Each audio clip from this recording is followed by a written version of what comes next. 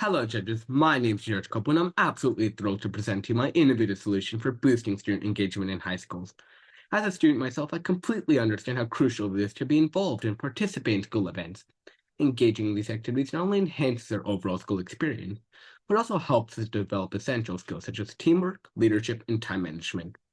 However, keeping track of all these events and incentivizing students to participate can be a real challenge. That's why I came up with SchoolBoost, the ultimate student engagement solution.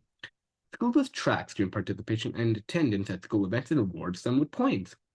This approach not only encourages students to participate, but also allows student administrators to monitor event enrollment and participation, making it easier to plan future events. To create SchoolBoost, I used SQL for the backend databases, .NET for the GUI and backend connection, HTML for web page creation, and CSS in a Material Pro template for web page design. I primarily used Microsoft SQL Server Management Studio 19 and Microsoft Visual Studio 2022 as the two main programs for building and developing this code. The program's main functions are event tracking, event management, and report generation. This program is designed to be easily readable from the code up, following specific conventions that follow the .NET style guidelines, such as the use of camel case for variable names, such as file name and txt participated date over here, as well as the use of Pascal case for actions such as submit button click and bind grid data. This consistency is found throughout the program and makes it a breeze for developers to build on and improve the existing code base. Comments are included for every procedure as well, making the code informative and easy to understand.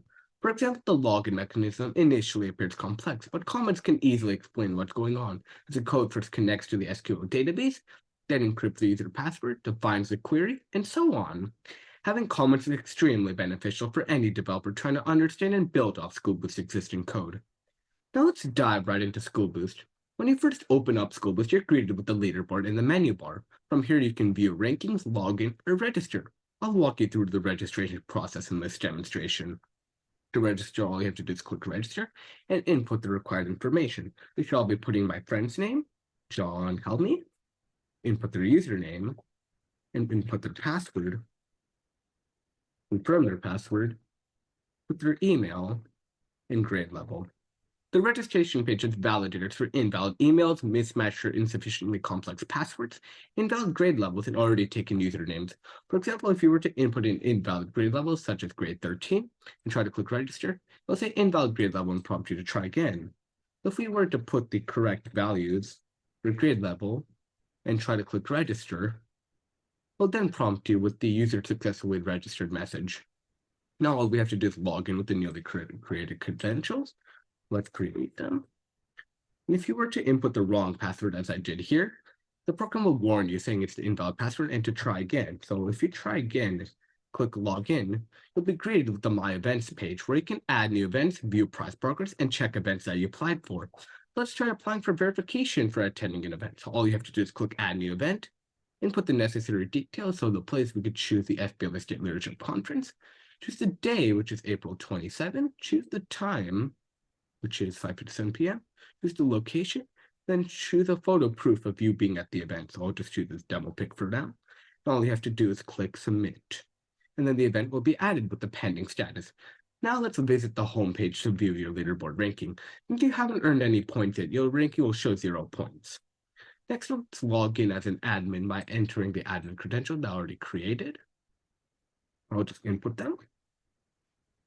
Now, instead of the My Events page, you'll be seeing the Admin Events page, where you can view the students' pending events, such as the one we submitted earlier, where you can just click Update to approve or reject the event. So here's the picture, they approved as approved, and here's the score where you can update it. Let's just add the score 20, and you could choose to approve or reject it. All you have to do is click Update. Admins can also create new events by clicking Create New Event and filling out the completed form.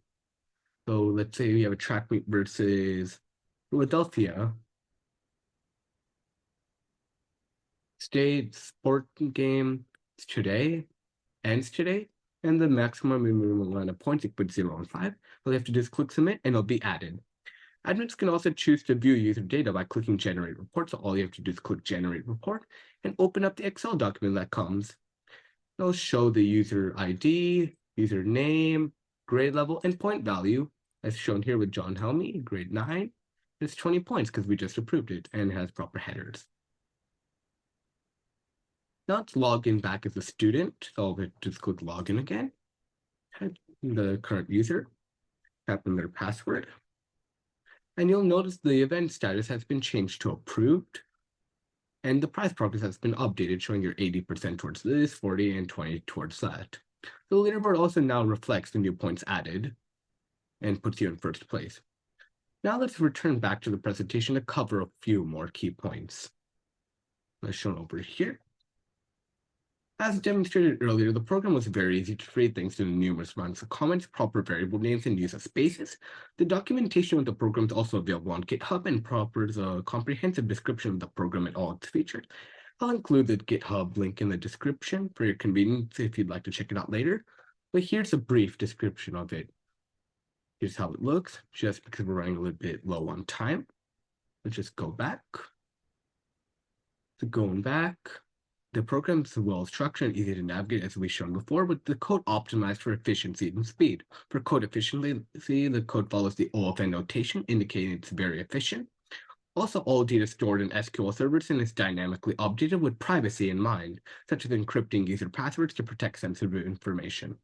The program also follows a logical sequence of actions, first starting with user login, event creation, admin approval, user viewing, and finally, leaderboard ranking.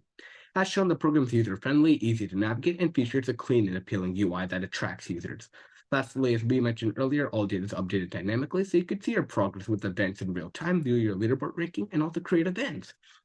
In conclusion, with SchoolBoost, we aim to foster a more inclusive and active school community where every student feels encouraged and motivated to participate in school events. As for the future, I have many endeavors in mind to further develop and improve SchoolBoost, but for now, that's all I have to share with you. Thank you for your time, and I hope you enjoyed using SchoolBoost.